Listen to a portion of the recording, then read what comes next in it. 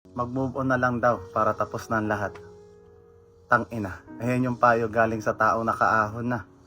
Paano kung sa kasalukuyang nakalubog ka? Tangina, basag ang diwa mo. Mag-move on ka, tapos sasabihan ka, marami namang iba dyan. Tangina, ang taong wasak, isa lang ang hinahanap-hanap niyan. Anong gusto mong gawin? Manligaw ng iba? Guguluhin mo yung tao na nanahimik na alam mo hindi mo kayang panagutan dahil ang hinahanap mo isang tao lang.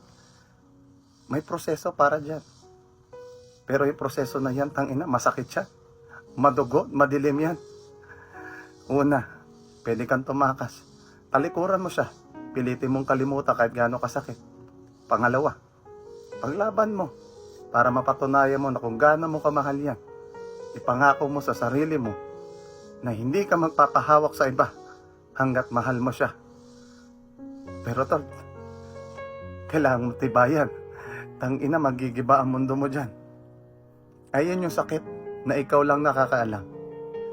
Tangina, wala nga pinipiling oras yan eh.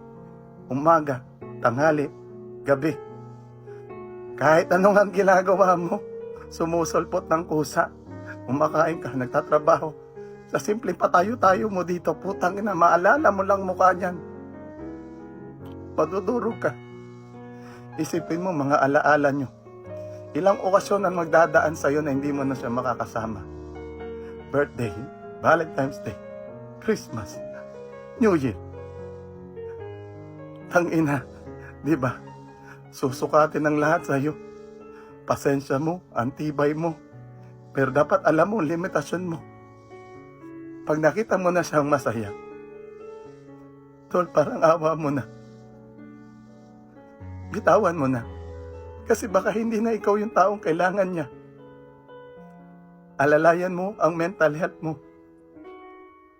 Dahil pag ang utak mo bumagsak, tangina, gibang-giba ka.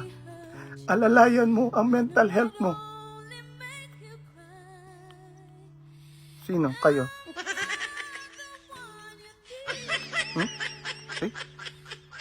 Ay. Ang gwapo ko.